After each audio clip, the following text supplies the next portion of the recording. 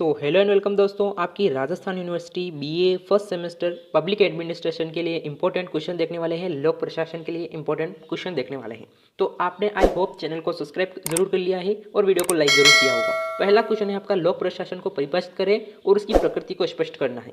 By the way, इन सभी question के answer आपको या तो गूगल पर कर लो या फिर आपकी वन वीक सीरीज है उसमें इंपॉर्टेंट लगा लो, या किसी आप बुक से पढ़ रहे हो तो उसमें भी आप इंपॉर्टेंट लगा सकते हो।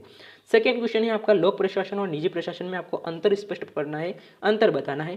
थर्ड क्वेश्चन है आपका, लोक प्रशासन का क्षेत्र और महत्व क्या है, यह भी आपको बताना है। चौथा क्वेश्चन है आपका, लोक प्रशासन के एक अनुशासन के रूप में विकास की व्याख्या आपको करें। पांचवा क्वेश्चन है आपका, लोक प्रशासन कला और विज्ञान या विज्ञान तर्क सहित आपको उत्तर देने हैं। उसके बाद में बात करूं आपका, नव लोक प्रशासन की विशेषता क्या है, ये आपको बताना है। नवलोक प्रबंधन की अवधारणा को आपको बताना है। इन दोनों के बीच में आपको अंतर पूछ सकते हैं। अगर आपको दोनों की परिभाषा या विशेषता आती है तो आप अंतर आसानी से लिख पाएंगे। तो ये भी इंपॉर्टेंट हो जाता है कि इन दोनों के बीच में अंतर स्पष्ट करिए। तो इसके बाद मैं बात करता हूँ, आपके आठवां क्वेश्चन है, लोक प्रशासन का समाजशास्त्र और राजनीति विज्ञान और अर्थशास्त्र में संबंध स्थापित करना है या अंतर स्थापित करना है। इसके बाद अगर मैं बात करूं, आपका नौवां क्वेश्चन है आपका, लोक प्रशासन और पारंपरिक प्रशासन में क्या अंतर है। ये अभी आपका इंपॉर्टेंट क्वेश्चन हो जाता है कि लोक प्रशासन और पारंपरिक प्रशासन अपना में इसके बीच में क्या अंतर स्थापित कर सकते हैं आप। 10वां क्वेश्चन है आपकी में, भारत में लोक प्रशासन के विकास को संक्षिप्त में आपको समझाना है। ये आपका 10वां क्वेश्चन हो जाता है। अब हम बात करते हैं आपके सेकेंड यूनिट के क्वेश्चन। पहला क्वेश्चन है सेकेंड यूनिट का, लोक प्रशासन के अध्ययन के शास्त्रीय दृष्टिकोण की व्याख्या करें।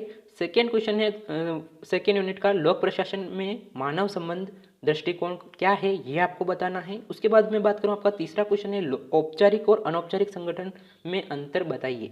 ये है आपका तीसरा क्वेश्चन। चौथा क्वेश्चन है आपका, संगठन के मुख्य सिद्धांत क्या होते हैं। संगठन में मुख्य सिद्धांत क्या होता है, ये आपको बताना है।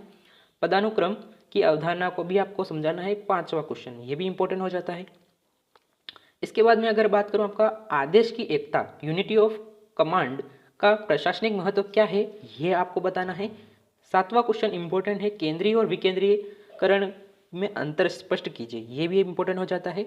आठवें क्वेश्चन की अगर मैं बात करूं, दिशा की एकता का प्रभाव प्रशासनिक दक्षता पर कैसे पड़ता है, यह आपको बताना है। नियंत्रण की सीमा, स्पेन ऑफ कंट्रोल क्या होता है, यह आपको बताना है। नेक्स्ट क्वेश्चन है आपका, लोक प्रशासन में संगठनात्मक संरचना के विभिन्न मॉडल कौन कौन से हैं, ये आपको बताना है। नेक्स्ट क्वेश्चन है आपकी थर्ड यूनिट के। तो थर्ड यूनिट के इंपॉर्टेंट है, तो ये आसानी से भी आप याद कर सकते हो, इसलिए मैं बता रहा हूँ कि ये यूनिट आसान है। तो मुख्य कार्यकारी और प्रशासनिक कार्य ये आपको बताने हैं। पहला क्वेश्चन है आपका, मुख्य कार्यकारी यानी चीफ एग्जीक्यूटिव कौन होते हैं, ये आपको बताने हैं। मुख्य कार्यकारी की प्रमुख भूमिका और कार्य क्या है, ये आपको बताना है। इसके अलावा मैं बात करूं, आपके तीसरा क्वेश्चन, लोक प्रशासन में रेखा, स्टाफ और सहायक एजेंसियों की भूमिका को आपको समझाना है। और चौथा क्वेश्चन है आपका, प्रशासन में अधिकार, अथॉरिटी और रिस्पॉन्सिबिलिटी का क्या महत्व है, ये आपको बताना है। प्रशासन में समन्वय, कोऑर्डिनेशन क्यों आवश्यक है, ये आपको बता देना है।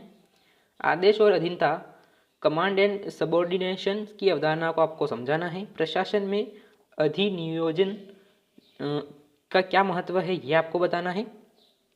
नेक्स्ट क्वेश्चन है आपका, अधिनियोजन की क्या चुनौतियां हैं, ये इंपॉर्टेंट हो जाता है। अधिनियोजन की क्या चुनौतियां हैं। लोक प्रशासन में जवाबदेही, ये इंपॉर्टेंट है कि लोक प्रशासन में आपकी जवाबदेही, अकाउंटेबिलिटी की अवधारणा क्या होती है। अकाउंटेबिलिटी बहुत इंपॉर्टेंट क्वेश्चन हो जाता है। इसके बाद मैं बात करता हूँ आपकी प्रशासनिक निर्णय और निर्माण में मुख्य कार्यकारी की क्या भूमिका होती है, ये आपको बताना है। अब हम बात करते हैं आपकी फोर्थ यूनिट है आपकी प्रशासनिक व्यवहार।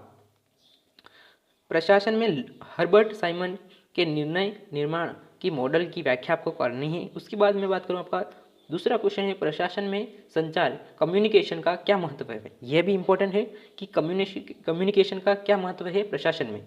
उसके बाद मैं बात करूं, आपका तीसरा क्वेश्चन है, लोक प्रशासन में मनोबल, मोरल का क्या प्रभाव पड़ता है, ये भी आपका इंपॉर्टेंट क्वेश्चन हो जाता है। चौथा क्वेश्चन है आपका, प्रेरणा के विभिन्न सिद्धांतों की तुलना करें।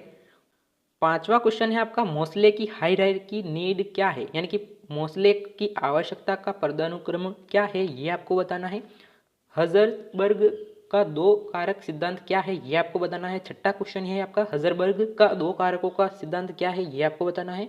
लीडरशिप में विभिन्न शैलियाँ क्या है, ये भी इंपॉर्टेंट हो जाता है। लीडरशिप में विभिन्न शैलियाँ क्या है।